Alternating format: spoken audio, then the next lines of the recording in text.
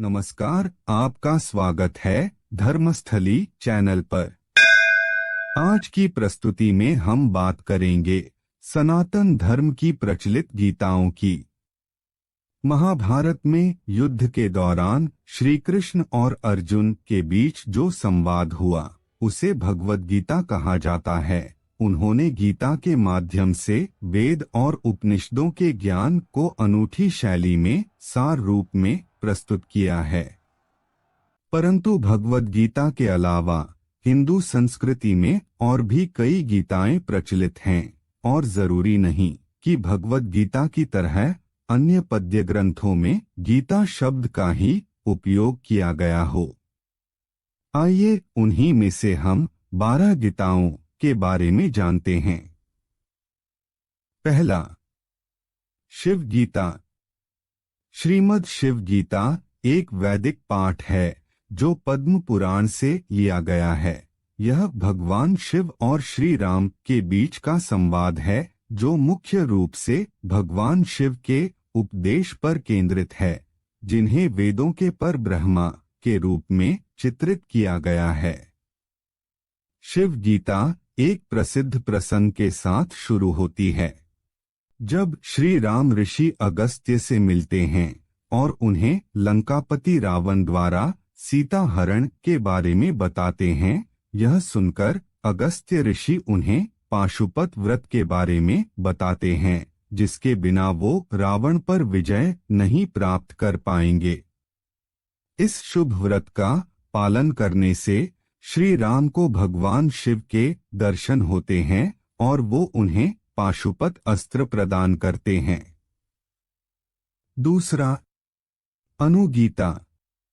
अनुगीता एक प्राचीन संस्कृत ग्रंथ है जो महाकाव्य महाभारत का ही एक हिस्सा है। यह भी श्री कृष्ण और अर्जुन के बीच संवाद को वर्णित करता है। इसमें कई ऐसे प्रश्न, संदेश और बातें हैं जो गीता में छूट गए थे, उनका समावेश अनुगीता में किया गया है। हालांकि यह संवाद युद्ध के बाद के वक्त का है, जब पांडव हस्तिनापुर में राज कर रहे थे। तीसरा, विदुर नीति। महाभारत की कथा के महत्वपूर्ण पात्र विदुर को कौरव वंश की गाथा में विशेष स्थान प्राप्त है। विदुर हस्तिनापुर राज्य के शीर्ष स्तंभों में से अत्यंत नीतिपूर्ण सलाह देने वाले माने गए हैं। उनके और धृतराष्ट्र के बीच जो भी संवाद हुआ वह विदुर नीति में वर्णित किया गया है। चौथा, पराशर गीता। महाभारत के शांति पर्व में भीष्म पितामह ने युधिष्ठिर को राजा जनक और पराशर के बीच हुए वार्तालाप को प्रकट करते हैं। इस वार्तालाप को पराशर गीता के नाम से जाना जाता है। इसमें धर्म कर्म संबंधी ज्ञान का उल्लेख है। जानिए अपना राशिफल, राहु केतु की दशा, शनि का प्रभाव एवं जीवन से जुड़ी समस्याओं का हल ज्योतिष विज्ञान की मदद से। सब्सक्राइब करें Astro Vani channel in collaboration with Dharmasthali. पांचवा, भीष्म नीति। इसका उल्लेख हमें भीष्म स्वर्गारोहण पर्व में मिलता है, जिसे भीष्म नीति के नाम से भी जाना जाता है। इसमें पितामह ने शासन, धर्म और गृहस्थ जीवन के गूढ़ रहस्य की व्याख्या की है। छठा, व्याध गीता। व्याध गीता महाकाव्य महाभारत का हिस्सा है और इसमें एक व्याध अर्थात कसाई द्वारा एक सन्यासी को दी गई शिक्षाएं शामिल हैं। यह कहानी ऋषि मार्कंडेय द्वारा युधिष्ठिर को बतलाया गया है। सातवां, उद्धव गीता। यह भागवत पुराण का हिस्सा है। यह ज्ञान श्री कृष्ण ने अपने सौतेले भाई उद्धव को देते हैं। इसे हंस गीता भी कहा जाता है। इसमें उद्धव द्वारा पूछे गए प्रश्नों एवं श्री कृष्ण द्वारा दिए गए उत्तर का वर्णन किया गया है। आठवां, गुरु गीता।